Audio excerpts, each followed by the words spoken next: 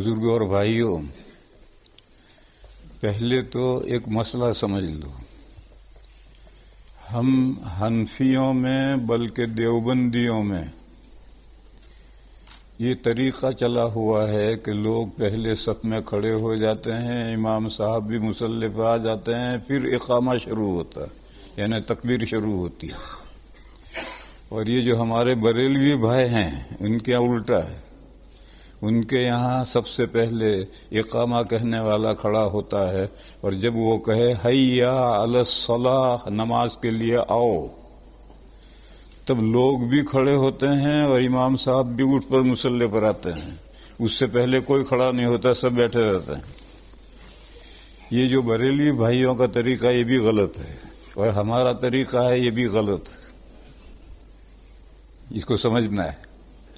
لفظ جب بدل جاتے ہیں تو حقیقت بدلتی ہے۔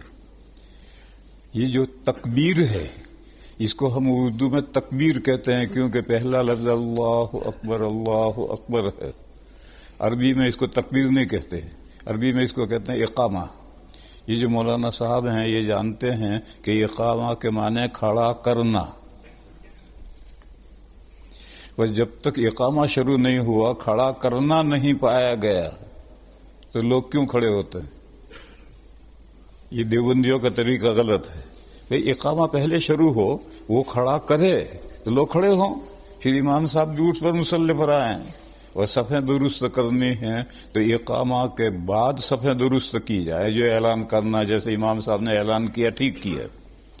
نبی پاک صلی اللہ علیہ وسلم اور چاروں خلفائے راشدین جب اقامہ پورا ہو جاتا تھا تو اس کے بعد صفیں سیدھی کرتے تھے، اور حضرت عمر کے زمانے میں تو انہوں نے چند صفوں پر ایک آدمی مقرر کر، چار پر ایک، یہ سب صفیں درست کر کے حضرت کو اطلاع کہتے تھے تو حضرت نماز شروع کرتے تھے۔ حضرت عثمان رضی اللہ تعالیٰ عنہ اور حضرت علی رضی اللہ تعالیٰ عنہ بھی اسی طریقے پر اقامہ کے بعد صفیں درست کرتے تھے، اور یہ سب روایتیں ترمذی شریف میں ہیں۔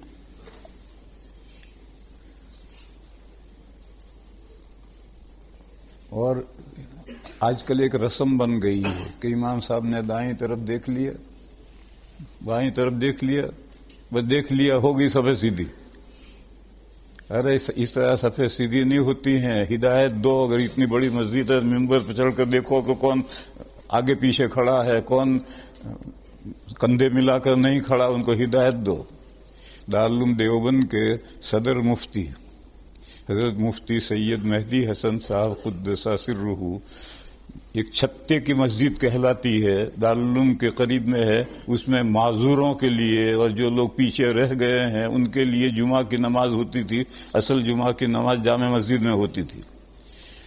تو حضرت مفتی صاحب خطبہ دیتے تھے ممبر پر، خطبہ دینے کے بعد وہیں کھڑے رہتے تھے، اور اقامہ کہنے والا اقامہ شروع کرتا تھا۔ اس نے اقامہ کر دیا، اس کے بعد حضرت وہیں کھڑے، وہ لال ٹوپی والے ذرا آگے بڑھو، فلاں صاحب ذرا مل کر کھڑے رہو، ایسے پوری مسجد کی صفیں درست کر کے پھر نیچے اتر کر کے نماز شروع کرتے تھے۔ تو صفیں درست کرنے کا وقت اقامہ کے بعد ہے، اور کھڑے ہونے کا وقت بھی اقامہ کے بعد ہے۔ تو ہم جب اقامہ شروع نہیں ہوا، کھڑا کرنا نہیں پایا گیا، تو ہم کیوں کھڑے ہو گئے؟ معلوم ہے ہم بھی غلط ہیں۔ اور بریلوی کہتے ہیں کہ نہیں، حیا علی الصلاۃ پر کھڑے ہو۔ ارے بھئی اقامہ تو اللہ اکبر سے شروع ہوا، جب کھڑا کرنا پایا گیا تو کیوں کھڑے نہ ہو؟ تو وہ جو کہتے ہیں وہ بھی غلط ہے، اور ہم جو کرتے ہیں وہ بھی غلط ہے۔